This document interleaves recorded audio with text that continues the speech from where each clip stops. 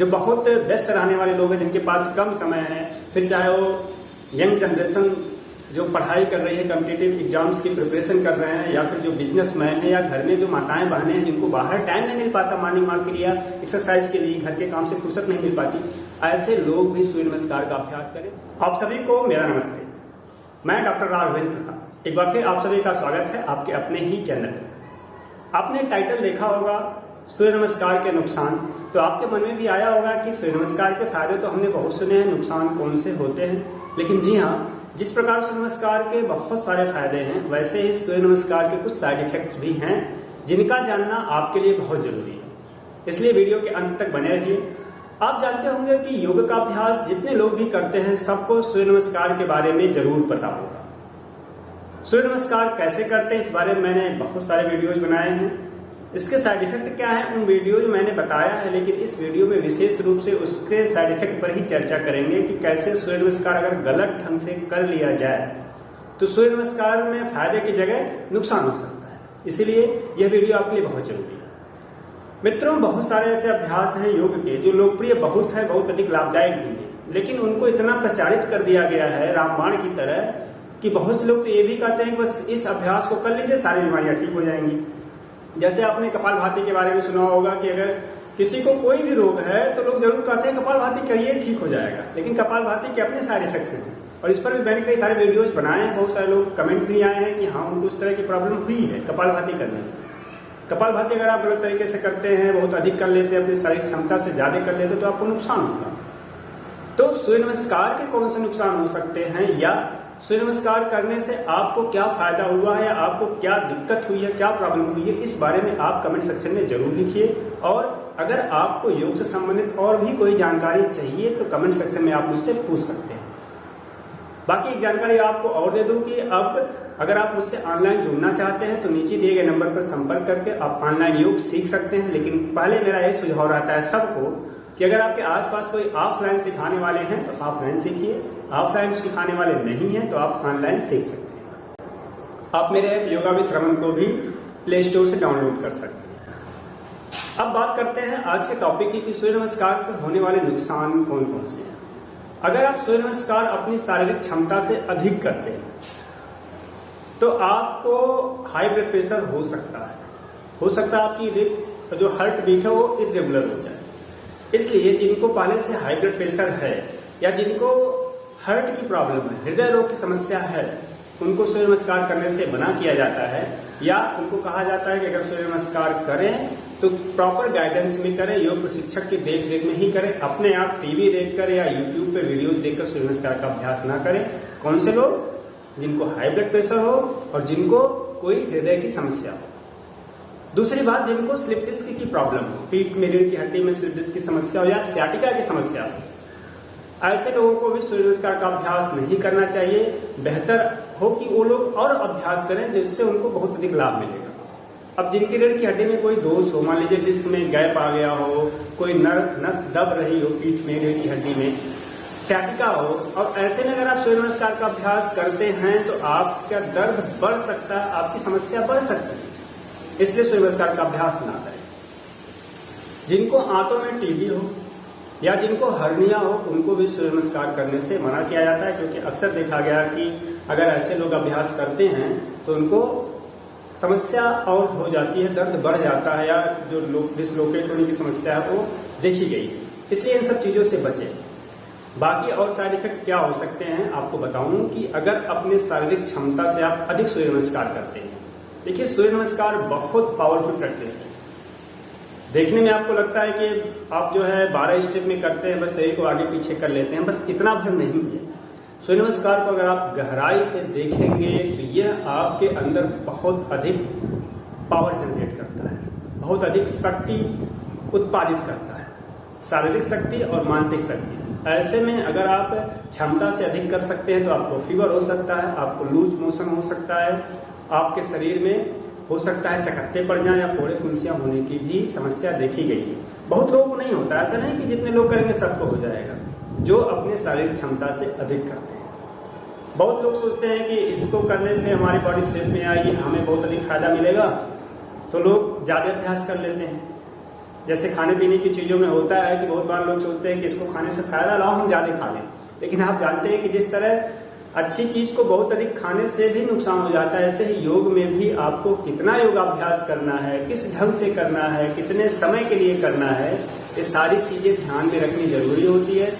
मैं हर एक योग प्रैक्टिशनर से कहता हूँ, जो लोग भी मुझसे मिलते हैं, जो भी एडवाइस लेते हैं, मैं सबसे कहता हूँ कि अगर आप पहली बार योग का अभ्यास करने जा रहे हैं तो टीवी देखकर या यूट्यूब देखकर योग का अभ्यास मत करिए, इससे आपको नुकसान हो सकता है। एक बार आप प्रॉपर गाइडेंस में कर लीजिए, सीख लीजिए, उसके बाद घर पर आप खुद कर सकते हैं। और बाकी जो यूट्यूब और टेलीविजन पे आप वीडियो देखते हैं, जानकारी के लिए है कि आप कुछ भूल गए हो फिर से आप देख के उसको कर सकते हैं। कुछ अभ्यास हल्के फुल्के होते हैं जिनको आप यूट्यूब पे देख के कर सकते हैं, लेकिन अगर प्रॉपर आप योग सीखना चाहते हैं, अभ्यास करना चाहते हैं, तो कहीं से सीख लें, अच्छे ढंग से सीखें, उसके बाद अभ्यास करें। सूर्य नमस्कार देखने में आपको लगता होगा कि बस आगे पीछे झुक रहे हैं और इसको हम खुद कर सकते हैं। ठीक है, खुद करिए, लेकिन बारीकी के साथ करिए। ये जो 12 आप अभ्यास करते हैं सूर्य नमस्कार में, ये आपके हर एक अंग को प्रभावित करता है। कहा जाता है ना कि सूर्य नमस्कार बहुत पॉपुलर प्रैक्टिस है। बहुत पॉपुलर क्यों है? क्योंकि कम समय में यह अधिक लाभ देने वाला है। जो बहुत व्यस्त रहने वाले लोग हैं, जिनके पास कम समय है, फिर चाहे वो यंग जनरेशन जो पढ़ाई कर रही है, कॉम्पिटिटिव एग्जाम्स की प्रिपरेशन कर रहे हैं, या फिर जो बिजनेसमैन है, या घर में जो माताएं बहनें हैं जिनको बाहर टाइम नहीं मिल पाता मॉर्निंग वॉक के लिए, एक्सरसाइज के लिए, घर के काम से फुर्सत नहीं मिल पाती, ऐसे लोग भी सूर्य नमस्कार का अभ्यास करें। पूरी बॉडी आपकी शेप में आएगी, आपका वजन नहीं बढ़ेगा। लेकिन इसका मतलब ये नहीं कि जिनका वजन कम है वो डरे और सूर्य नमस्कार ना करें। जिनका वजन कम है वो भी सूर्य नमस्कार करें, हेल्दी डाइट लें, वजन बढ़ाएगा भी। और जिनको वजन कम करना है उनको सूर्य नमस्कार का नियमित अभ्यास करना चाहिए, कई राउंड करना चाहिए, धीरे धीरे अभ्यास बढ़ाना चाहिए। सांसों के साथ सूर्य नमस्कार का अभ्यास करें। अगर आपको लाभ लेना है तो किस अभ्यास में, किस पोज में, मैंने बताया 12 पोज हैं, तो 12 पोज में सांस की स्थिति कैसी होती है, कब इनहेल करना है, कब एक्सहेल करना है, आपको जानना बहुत जरूरी है। क्योंकि बिना अगर सांसों को जोड़े अभ्यास करें तो सूर्य नमस्कार का अभ्यास आपके लिए बहुत फलदायी नहीं होगा, बहुत लाभदायक नहीं होगा। पूरा बेनिफिट लेने के लिए आपको सांस के साथ जोड़ना निहायत ही जरूरी है, अत्यंत आवश्यक है। क्योंकि सांस ही हमारे शरीर को चलाता है। जो सूक्ष्म प्राण ऊर्जा है हम सांस से ही लेते हैं। आपको समझना चाहिए कि जो सांस है और प्राण है, दोनों अलग अलग चीजें हैं। प्राण सूक्ष्म शक्ति है जो हम सांसों से ग्रहण करते हैं, इसलिए सांस के साथ अभ्यास को जोड़ना बहुत जरूरी है। और हर अभ्यास में सूर्य नमस्कार के अलावा और भी जो अभ्यास होते हैं, सब में सांस पर ध्यान दिया जाता है। योग इसीलिए बहुत महत्वपूर्ण हो जाता है, योग इसीलिए व्यायाम से अलग हो जाता है। योग सिंपल एक्सरसाइज नहीं है, इस बात को आपको समझना है। तो क्या करना है आपको? अभ्यास के साथ सांस को जोड़ना है। सांस की सही स्थिति क्या है, इसको आपको सीखना है।